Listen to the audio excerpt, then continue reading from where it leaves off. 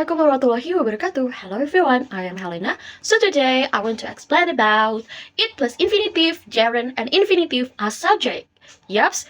First of all, we should know about what is it subject because we're talking about it plus infinitive, gerund, and infinitive as subject. Jadi kita harus tahu dulu subject itu apa sih. Subject is the part of the sentence that perform the action or is the focus of discussion. Jadi, subjek merupakan bagian dari kalimat yang melakukan sebuah tindakan atau menjadi fokus pembahasan. I will give you example ya guys. Misalnya, she studies English every day. Who's the subject? She ya. Atau Rina studies English every day. Who's the subject? Rina. Jadi bentuk subjek itu biasanya like noun ataupun pronoun, kata ganti maupun kata benda. Easy going ya guys. So there have a 3 point I will explain about this video. This is material. First, gerund as subject. Second, infinitive as subject. And the third, it plus infinitive. Is very common and recommended. So ya, karena kita bahas pertama gerund as subject, we should know gerund dulu ya, karena kita udah tahu nih subjek tadi apa. Gerund is a verb form that ends in with ing and acts as noun. Jadi gerund itu merupakan base verb yang ditambahin kata to be ing gitu ya, kata ing, dan berubah menjadi sebuah kata benda, bukan menjadi sebuah kata kerja lagi ya, melainkan kalau udah membahas kata gerund itu dia berubah menjadi kata benda as a noun. So for the function, is it expression activities as the subject of a sentence. Jadi menggambarkan sebuah aktivitas sebagai perannya itu sebagai subjek dalam sebuah kalimat gitu ya fungsinya. Okay, for example, we can look at the point B. Learning a second language is difficult. Yes, this is a gerund phrase ya guys. Itu merupakan sebuah gerund phrase kalimat tersebut. Dan gerund yang mana guys? Sebagai subjek, gerundnya itu learning. Ya kan? Jangan lupa bahwa kata kerja yang ditambahin ing tapi dia berubah menjadi noun. Gerund namanya as subject yang menjadi pokok atau suatu pembahasannya. Fokus dalam pembahasan itu adalah learning. Nah, mereka learning a second language is difficult. Learning as subject is it aktivitas belajar bahasa kedua. Meaningnya ya guys. Jadi learning as subject, kalau kita lihat di gerund as subject. Another example like swimming is good for health. Berarti swimming itu menjadi gerund as subject. Jadi swimming as subject gitu ya guys. Okay, the second, infinitive as subject. Right, what is it infinitive? Nah, tadi kan udah dijelasin nih, saya ulangin lagi ya, bahwa infinitive itu is a verb from that began with to plus a past verb. For example, to learn, to see, to swim. Nah, jadi infinitive itu ciri khasnya itu adalah to tambah kata kerja base kata kerja.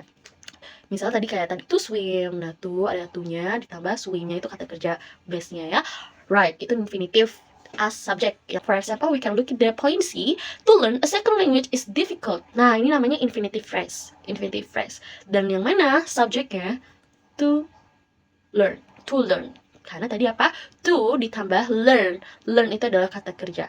Jadi itu namanya infinitive as subject. Infinitive-nya to learn as subject.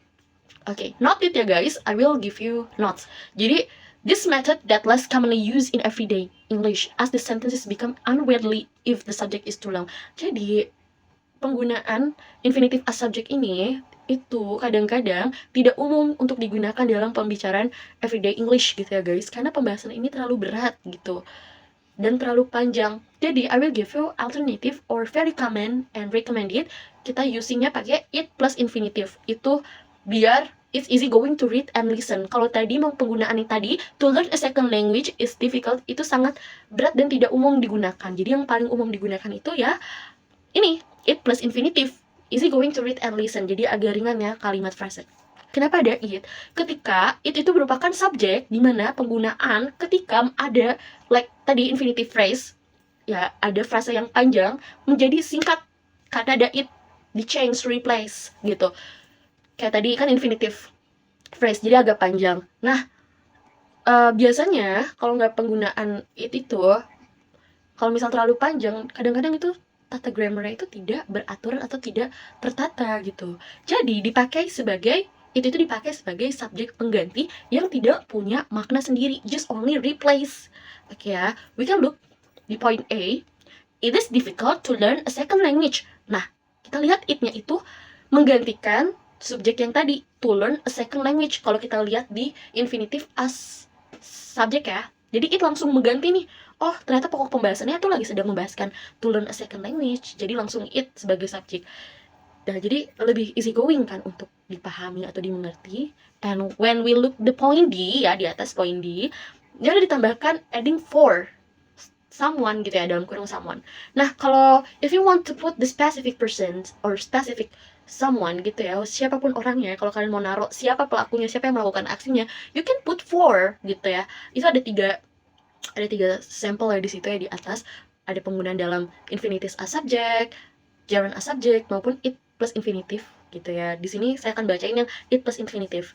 It is easy for young children to learn a second language. Jadi ada for-nya dulu. Untuk siapa someone-nya itu ya, young children for example gitu ya. So next I will explain about reference list of verb followed by gerunds. Jadi ini ada 30 kata kerja yang harus diikuti gerund dan tidak diikuti infinitive to atau kata kerja base. Ya itu ya. Jadi just only 30 verb followed by gerunds. So, why? Kenapa begitu? Ya memang begitu tata grammarnya. Jadi you must to should remember, you remember about that. You remember and you must to memahami pola konsepnya seperti apa gitu ya.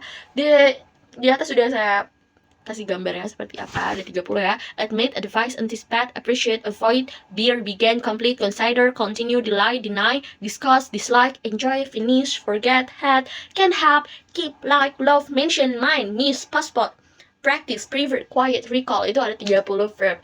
Nah, biasanya rumusnya seperti apa formulanya? Yaitu verb, kata kerja utama, ditambah verb ing atau we can use gerund. Yaitu baru ya. Right. So, for example, I will give you yang pertama ya, kalimat pertama. He admitted stealing the money. Nah, he itu sebagai subjek. Terus admitted itu adalah kata kerja utama gitu ya, kata kerja utama, dan diikuti stealing itu gerund.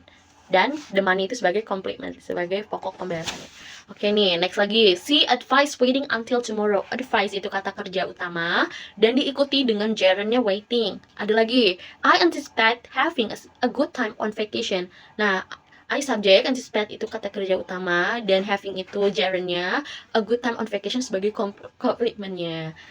I think it's just enough for me. Thank you so much guys for your attention ya. I hope we can learn together about it plus infinitive, gerund, and infinitives as subject, and reference list of verb followed by gerund. Peace, bye!